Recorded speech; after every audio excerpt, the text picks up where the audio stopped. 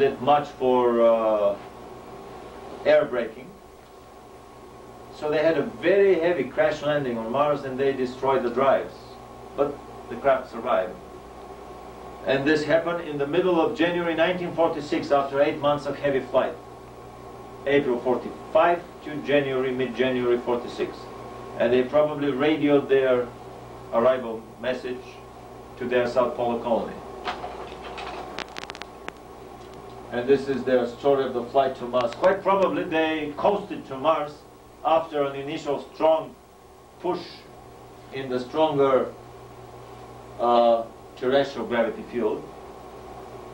The rest was just coasting down to Mars, and they turned on the drives in the very last moment before approaching Mars.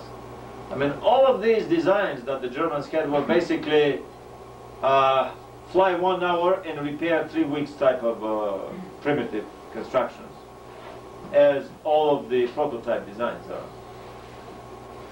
So it is obvious that they couldn't win the war with 20 of these advanced craft. If they had 200 of them or 2,000, it would have been a different story, and all our children would be wearing today the Hitler-Jugend kerchiefs around, not the Boy Scout kerchiefs, and wearing the swastika armbands here.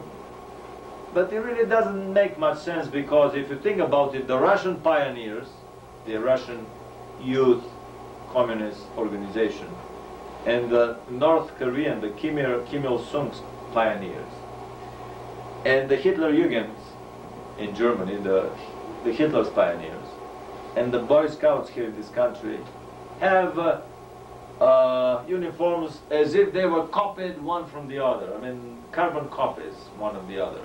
And we start thinking, I mean, what is this invisible hand that pulls the string behind the scenes? Why is the youth of the whole planet indoctrinated in very similar ways? But we'll come to that in a minute. So to even the score, probably the anti-German faction in the American government got the upper hand again. So in 1958, under the guise of the International Geophysical Year, a whole flotilla of Navy ships descended on the South Pole. And according to the German documentary film, 3 nuclear-tipped rockets were fired in the late August, early September at the German colony on the South Pole from the American ships. And they don't say what happened. My speculation is that the Illuminati were just playing little tricks on each other. The left Illuminati hand was using the German scare and the German presence on the South Pole to convince the right illuminated hand, the Russian and the American governments, that they should spend more on armaments and warfare, and they should dig these underground shelters a little bit faster, because the Germans may come and attack and conquer us. The real reason for the underground shelters was much different. My research into the British Imperial War Museum and some other museums proved that the first prototypes of ICBMs that the Americans built almost 15 years after the Germans built their first ICBM were tested intensively, and in the end of the program, 3 of them were fired with nuclear warheads in the South Atlantic, which is just close to the south, to the German colony in Neuschwanstein, in the year, same year, 1958. Whether the authors of the film basically speculate, or whether nobody on board the American ship knew the destination, nobody other than the armaments engineer who had the codes for the destination with him. It is quite probable to shoot a nuclear rocket without anybody on the ship realizing where it is headed for. It's probable even to shoot a rocket with a nuclear warhead without the ship knowing that it's a real, the real thing and not a dummy warhead.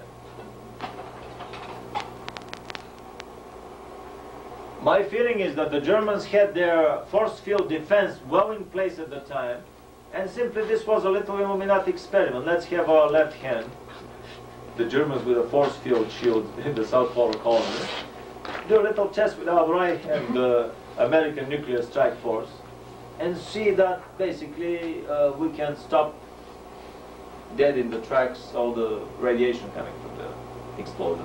That's exactly what happened. The rockets either disintegrated upon impact with the force field shields, or they may have even exploded just to test the ability of the force field shields to withstand radiation. The Germans developed a lot of other bizarre weaponry that I have heard only rumors about. Let's go quickly over what I've heard about the Germans developing.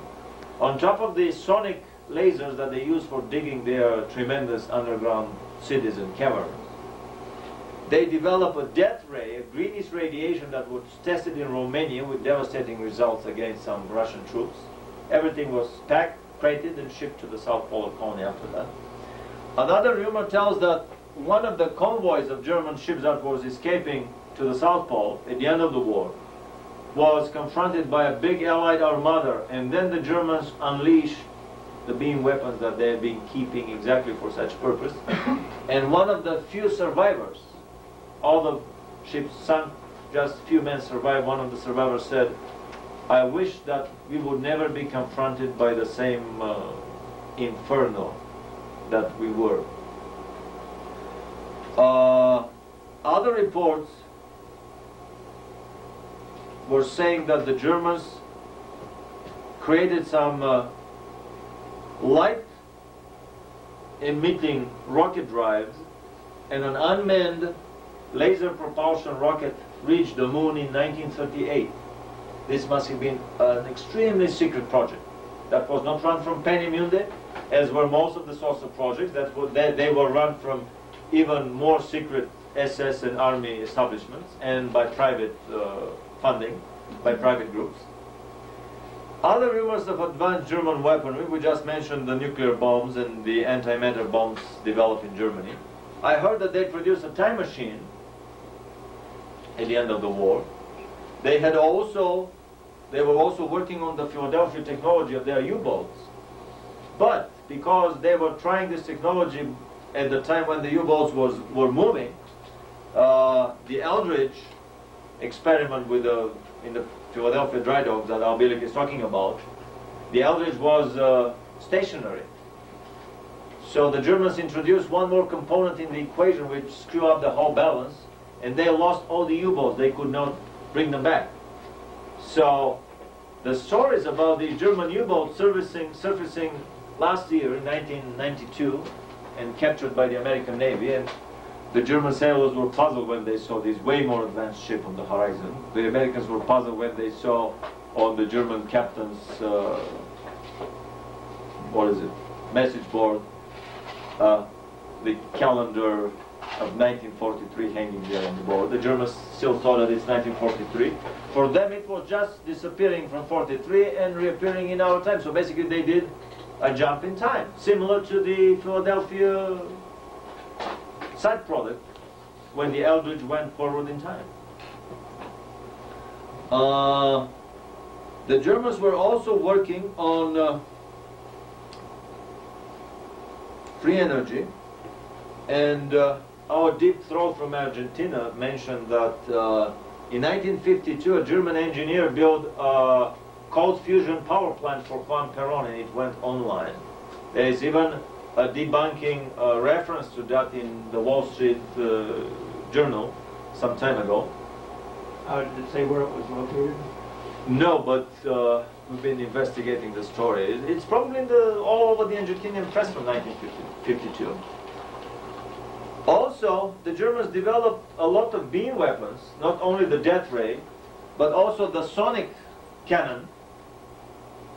And if you remember Bill Cooper, the American military was trying to fight the little grays by shooting sonic beams at them, sonic beam weapons, because that would shatter a steel plate at whatever distance away from the transmitter, because they did not have defenses against these sonic shields, sonic beams. And this is a drawing of how such a sonic cannon might have worked. It would kill soldiers instantly nearby, render them paralyzed, or disoriented.